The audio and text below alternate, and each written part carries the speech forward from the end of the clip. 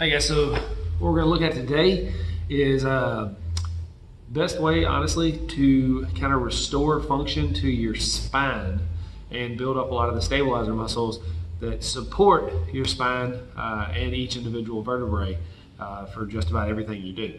Now, a lot of people like to do hip extensions, back extensions, RDLs, good mornings, things like that to help build up their back. But those will a lot of times kind of ignore the small muscles, all your stabilizers that are laying dormant underneath. And those are the ones that we really need to try to focus on too, just for spinal health.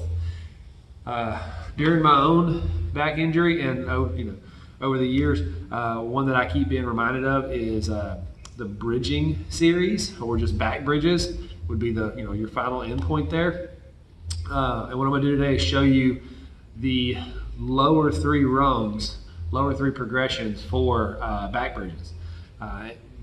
Don't rush through these. I would stay with one until you don't feel it anymore. Whenever you don't feel like it's causing any improvement, then it's time to try to look past it to the next one. There's a lot to be gained from the lower progressions on this. Don't be in a rush to get to the higher end of the bridging series. Now, they start off with one that's very, very restorative in nature. We're going to have our feet pretty close to our butt, about 6 to 8 inches out probably. Lay back. From here, I'm going to drive my heels through the floor, lifting my butt off the ground. And instead of going for reps on this or on any of the bridges, I'm going to hold this for time. So shoulders down, heels down, and I'm going to push through my heels. Try to maintain breathing, and then I would just hold this for up to a minute or two. At first it feels easy, but then as time adds up, it starts to feel harder and harder.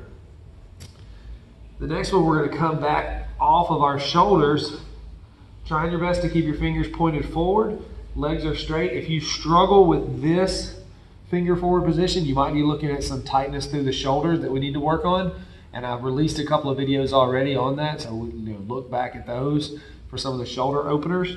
But you want to keep your fingers forward, keep your shoulders pulled back, still driving through the heels and trying to make a straight line from heels to shoulders. Maintain breathing. Same thing. Try to hold that for a minute or two.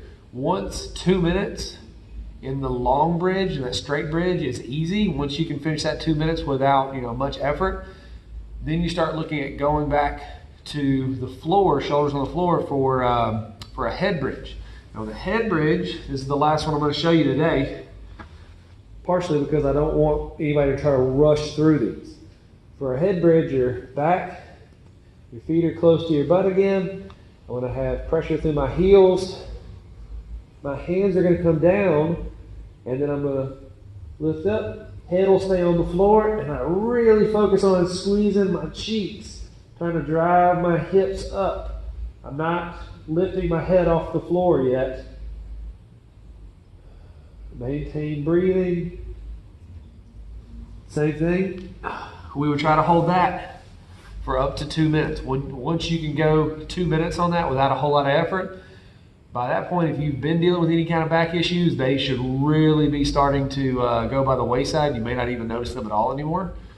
But once you can hold 2 minutes there, we'll start looking at extending the arms, and I'll include that in the next video of the bridging series. So start off with that short bridge where your shoulders stay down, then try to move into the straight bridge, and then maybe go into the head bridge. But do not rush through these. If you do them right, they do a great job for improving spine health and really bringing back suppleness, honestly, to your spine. You start moving better all the time. Don't wake up stiff. But if you rush through them, you could cause some damage. So take your time with those lower progressions first. Guys, I hope that helps. Thank you for watching.